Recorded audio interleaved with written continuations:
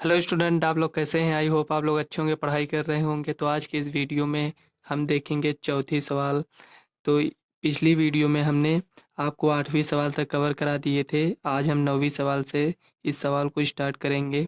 अगर आपने इसके पहले की वीडियो नहीं देखी है तो चैनल के प्लेलिस्ट में जाकर आप इसके पहले की वीडियो देख लीजिएगा। तो चलिए वीडियो को स्टार्ट करते हैं। तो 9वीं सवाल चलिए देख लेते हैं। आज हम इसको पूरी सवाल को सॉल्व करेंगे। तो फ्रेंड्स, 9वीं सवाल ये दिया है 1, 3, 9, 27। तो इसे हमें चेक करना है कि ये समांतर श्रेणी में है या नहीं। तो इसे हम चेक करने के लिए इसमें हम सारवांतर निकालेंगे। जब वो समान आएगा तो ये समांतर श्रेणी में होगा, नहीं तो नहीं होगा। अगर समांतर श्रेणी में होगा तो इसके जो आगे का, जैसे ये 1, 2, 3 पद 4 पद है, तो इसके आगे का हमें 3 पद याद करना होगा। तो चलिए इसको हम सॉल्व कर लेते हैं। यहाँ लिखेंगे हल। अगर आपने इसके पहले की वीडियो नहीं देखी तो जरूर जाकर उसे देख लीजिएगा। तो देखिए, इसको एक बार पहले नोट कर लेते हैं। ये हो गया। तो ये आपके पास A1 है, ये A2 है, ये A3 है। ये देखिए, तो देखिए इसमें हम सारवांतर निकालेंगे। A2 - A1 इक्वल टू, हमारे पास A2 कितना है, 3 है। A1 कितना है, 1 है। तो 3 में से एक गया, 2। अब देखिए ये सारवांतर 2 आया है, तो हम अगला जो चेक करेंगे उसमें भी सेम आना चाहिए। अगर सेम नहीं आएगा तो ये जो समांतर श्रेणी दिया गया है ये AP नहीं होगा। अगर ये D जो निकालेंगे आप, ये जो D2 निकालेंगे, इसमें जब ये जो 2 आया है, जब इसमें भी 2 आ जाएगा तो ये एक AP होगा। तो जब ये AP होगा तो इसका हम अगला पद ज्ञात कर लेंगे। तो देखिए A2 निकालने के लिए A4 - A3, ये जो हम A4 - A3 लिखे हैं, आप इसको A3 - A2 भी यहाँ लिख सकते हैं। आप चाहे जैसे ज्ञात करेंगे, लेकिन वो यहाँ सेम आना चाहिए। तो A4 हमारे पास कितना है, 27 है। ये हो गया। और A3 कितना है, 9 है। अब देखिए 27 में से अगर हम 9 को माइनस करेंगे तो हमारे पास कितना आएगा, 18 आएगा। तो क्या ये 2 है, ये 18, ये सेम है? नहीं है। तो यहाँ हम लिखेंगे D1 is not equal D2। तो यहाँ हम लिख दीजिए, अतः दिया गया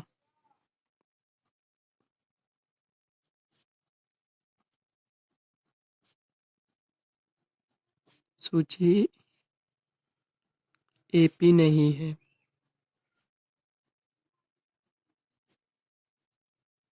ये हो गया।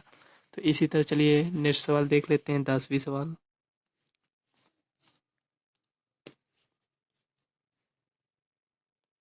देखिए 10वीं सवाल में दिया है A2 A3 A4 तो यहाँ हमें देख कर क्या लगता है, एक बार A है, एक बार A और ऐड किए तो 2A हो गया। 2A में फिर से ऐड A किए तो 3A हो गया, उसमें ऐड किए तो 4A हो गया। तो ये हमें देखिए एक AP दिख रहा है। इस तो देखिए ऐसे भी आपको पता चल गया। इसको हम सॉल्व कर कर बताएंगे। तो यहाँ लिखेंगे हल। तो इसको एक बार नोट कर लेते हैं। A, 2A, 3A, ये हो गया। ये A1 है, ये A2 है, ये A3 है। इसमें हम D ज्ञात करेंगे। A3 - A2 equal to, A3 हमारे पास 3A है, माइनस A2 है 2A। जब 3A में से 2A जाएगा तो कितना बचेगा, एक A बचेगा। इसी तरह D2 ज्ञात कर लेंगे, चाहे A2 - A1 कर लीजिए या A4 - A3 कर लीजिए।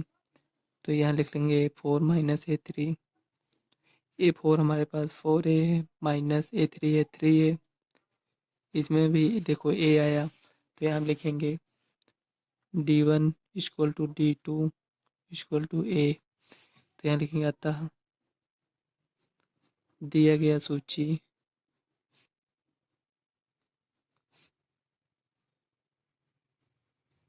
एक AP है।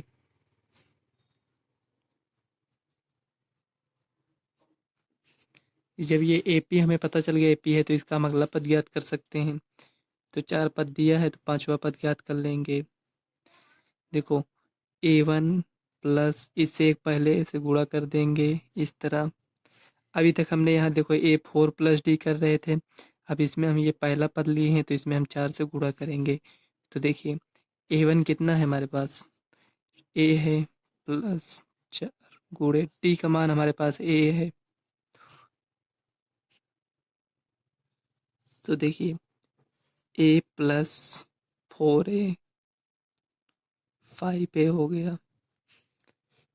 अब इसी तरह A6 ज्ञात करेंगे। A1 6 है तो यहाँ 5 लिखेंगे, 5D इक्वल टू A1 कितना है, A है प्लस 5 इंटू A।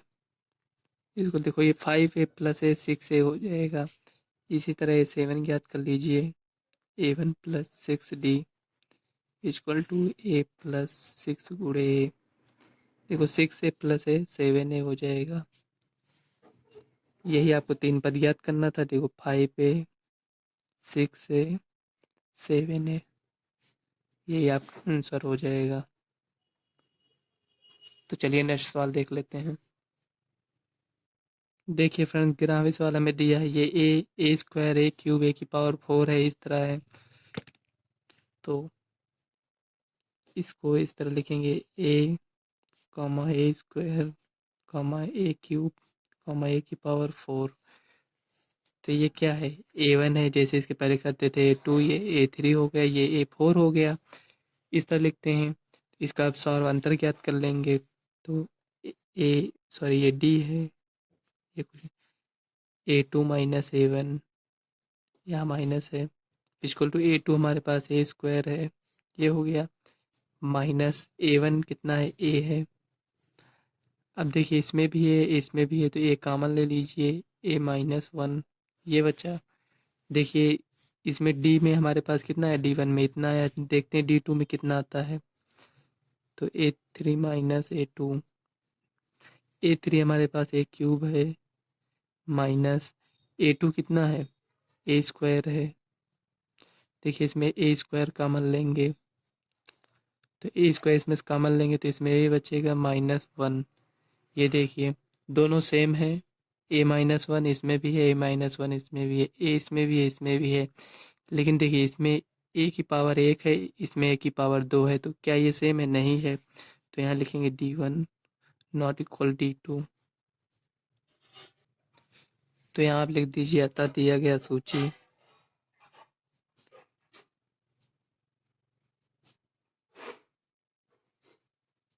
AP नहीं है।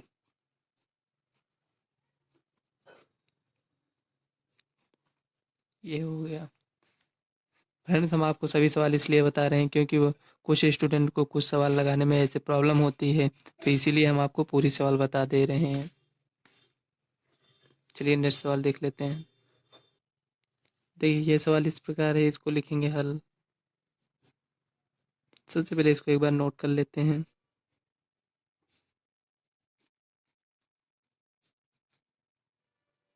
ये हो गया।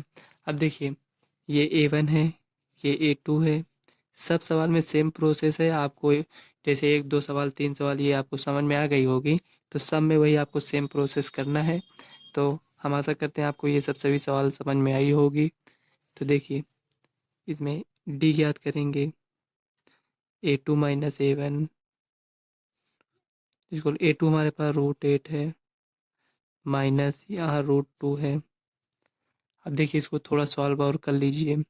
ये जो √8 लिखा है इसको हम 2 गुणे 2 इस तरह लिख सकते हैं। 2 दूनी 4 दूनी 8 माइनस √2, ये हो गया आपका।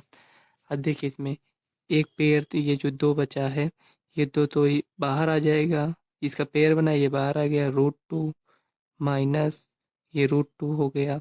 अब देखिए यहाँ √2 इसमें भी, √2 इसमें भी, इसमें 1 है, ये 2 है, तो 2 में से 1 गया, 1 बचेगा, तो यहाँ पर आपके पास केवल √2 बचेगा। ये हो गया। अब इसी तरह D2 ज्ञात कर लेंगे। देखिए D2 निकालने के लिए आप A3 माइनस A2 कर लीजिए। अब देखिए A3 की वैल्यू है √18 माइनस A2 की वैल्यू है √8, ये हो गया। अब देखते हैं इसको हम किस रूप में लिख सकते हैं। √18 को हम लिख सकते हैं, देखो इसका ये जो √18 लिखे हैं इसका भाज्य गुणनखंड करते हैं। तो देखिए 2 9 आएगा गुणे 3 ये हो गया। अब देखिए 3 त्रिक का 9 दूनी 18 ये हो गया माइनस ये जो √8 लिखा है अभी हमने आपको बताया इस तरह आप लिख सकते हैं। इसका पेयर ये है, इसका पेयर ये है, तो ये पेयर बाहर आ जाएगा। ये हो गया माइनस ये रूट ये इतना हो गया। अब देखिए 3 में से 2 गया, एक एक को लिखेंगे नहीं तो क्या बचा √2 है, तो √2 ये आपका √2। तो जो D1 आया था वो भी √2 आया था, ये D2 भी √2 आया है, तो यहाँ हम लिखेंगे D1 इक्वल टू D2 बराबर है, तो यहाँ हम लिखेंगे अतः दिया गया सूची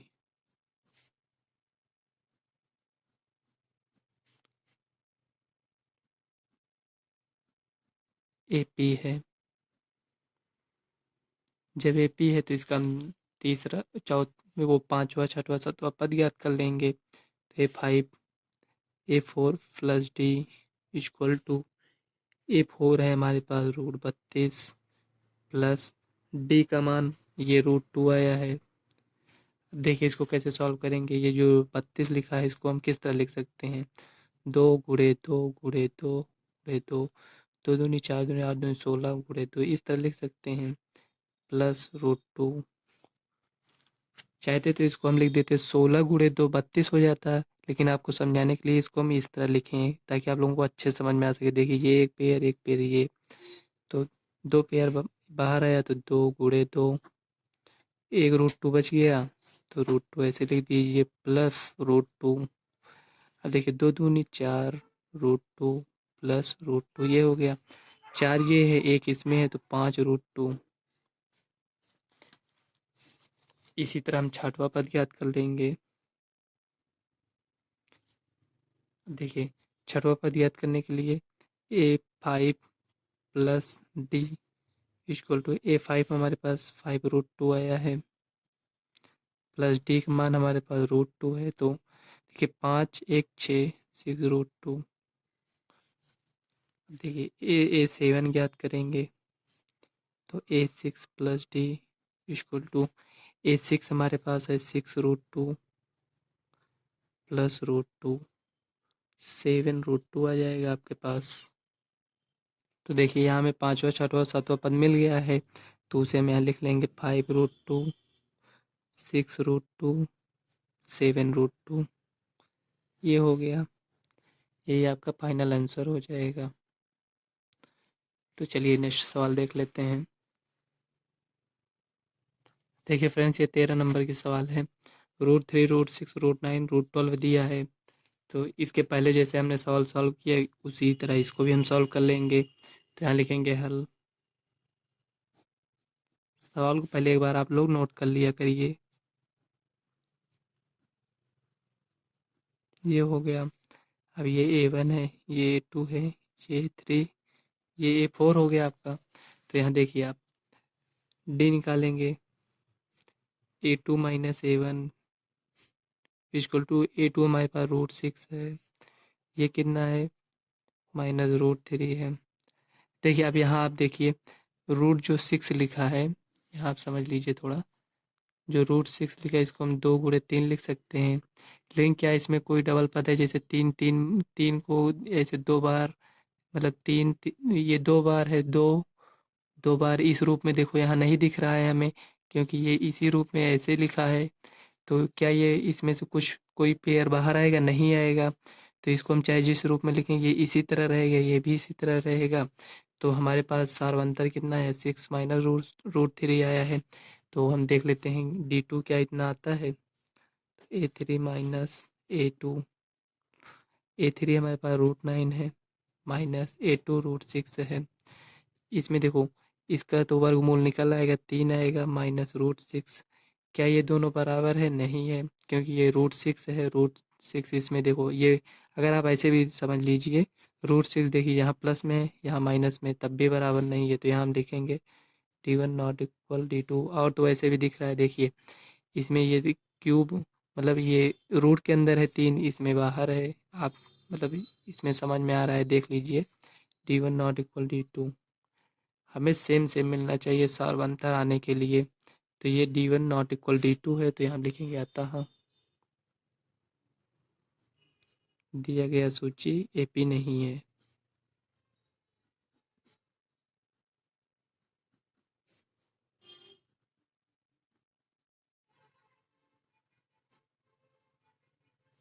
ये हो गया। चलिए नेक्स्ट सवाल देख लेते हैं। तो देखिए 14 नंबर की सवाल दिया है, एक स्क्वायर, 3 का स्क्वायर, 5 का स्क्वायर, 7 का स्क्वायर। तो यहाँ लिखेंगे हल। सवाल सॉल्व करने के लिए देखिए, आप सबसे पहले सवाल को ऐसे देखा करिए। उसके बाद जो रूल है, आपने जो रूल अभी तक फॉलो किया है, उसी रूल पर आप सवाल इसी तरह से सॉल्व करते जाइए करिए। आपकी सवाल गलत नहीं होगी। जैसे मतलब ये मतलब किस रूप में सवाल दिया है इससे हमें मतलब नहीं है। हमें जो रूल पता है, मतलब जो रूल अभी तक हमने जिस तरह लगाया है सवाल, उसी तरह इसको भी लगाएंगे, हमें खुद ही उसका सॉल्यूशन मिल जाएगा। तो देखिए 1 का स्क्वायर, 3 का स्क्वायर, 5 का स्क्वायर, 7 का स्क्वायर। हमें सवाल देखकर घबराना नहीं चाहिए, मतलब ये इस रूप में दिया है हम कैसे सॉल्व करेंगे। नहीं, आपको ऐसे सॉल्व करते चले आना है, वो खुद ही सवाल अपने आप सॉल्व हो जाएगा। क्यों आप रूल जो याद किए हैं लेकिन वो गलत नहीं होना चाहिए। तो देखिए ये A1 है, A4, इसके पहले भी हम मानते थे। अब देखिए D, A2 माइनस A1, इसके पहले भी हमने इसको लिखा है। तो देखिए A2 हमारे पास कितना है, 3 का स्क्वायर है, माइनस A1 कितना है, 1 का स्क्वायर। तो 3 का स्क्वायर करते हैं तो 9 आता है। 3 का स्क्वायर का मतलब क्या हुआ, 3 को 2 बार लिखेंगे। 3 को 3 बार अगर होता तो हम इसी को 3 को 3 बार लिखते इस तरह। लेकिन 3 को 2 बार लिखना है तो 3 को 2 बार लिखेंगे, 3 त्रिक का 9 आएगा हमारे पास। तो यहाँ लिखेंगे 9। एक का स्क्वायर करेंगे तो एक ही आएगा, इक्वल टू कितना है, 8 आ गया। अब इसी तरह D2 याद कर लेंगे, A3 minus A4, sorry A3 minus A2। अब देखिए यहाँ A3 हमारे पास कितना है, 5 का स्क्वायर, माइनस A2 कितना है, 3 का स्क्वायर। देखिए 55 25, माइनस 3 का स्क्वायर करेंगे तो 9 आएगा। अब देखिए 25 में से अगर 9 को माइनस करेंगे तो हमारे पास 16 आएगा, क्योंकि 16 9 25 होता है। तो इसमें देखिए 8 है, इसमें 16 है, बराबर नहीं है दोनों। तो हम लिखेंगे D1 not equal to D2, बराबर नहीं है। तो यहाँ हम लिखेंगे अतः दिया गया सूची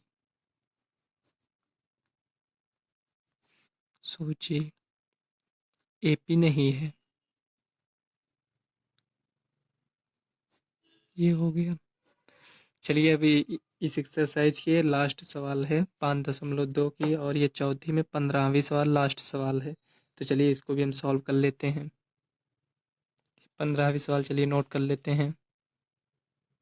देखिए हमने यहाँ नोट कर लिया है 1 का स्क्वायर, 5 का स्क्वायर, 7 का स्क्वायर, और ये 73 दिया है। इसमें सब में तो स्क्वायर लगाए हैं, इसमें नहीं लगाए हैं, तो उससे हमको कोई मतलब नहीं है। आप जो ये 7 का स्क्वायर लिखा है, इसको आप स्क्वायर से हटाकर यहाँ 49 भी लिख सकते हैं। ये जो 5 का स्क्वायर लिखा है, इसको हटाकर 25 भी लिख सकते हैं, लेकिन हमको उससे कोई मतलब नहीं है। तो देखिए हल, तो 1 का स्क्वायर, 5 का स्क्वायर, 7 का स्क्वायर, 73, ये 73 है। अब देखिए ये A1 है, ये A2 है, ये आपका A3 है, ये A4 हो गया। अब D1 ज्ञात करेंगे, A2 माइनस A1। A2 हमारे पास कितना है, 5 का स्क्वायर, माइनस A1 कितना है, 1 का स्क्वायर। 55 25, 5 का स्क्वायर करें तो 25 आएगा, माइनस 1, 25 में से एक गया 4। इसी तरह D2 याद कर लेंगे, A3 माइनस A2। A3 हमारे पास 7 का स्क्वायर, माइनस A2 कितना है, 5 का स्क्वायर, 7 49, 5 का स्क्वायर करेंगे तो 25। अब देखिए यहाँ पर 9 में से 5 गया 4, 4 में से 2 गया 2, ये हो गया। सॉरी, यहाँ 25 में से एक गया तो यहाँ 24, एक 4 लिख दिए थे, ठीक। ये 24 है। अब देखिए 24 इसमें भी है, 24 इसमें भी है, तो यहाँ D1 इक्वल टू D2 है। कितना आया, 24 आया है। तो अतः हम कह सकते हैं दिया गया सूची एपी है। तो यहाँ हम लिखेंगे अतः दिया गया सूची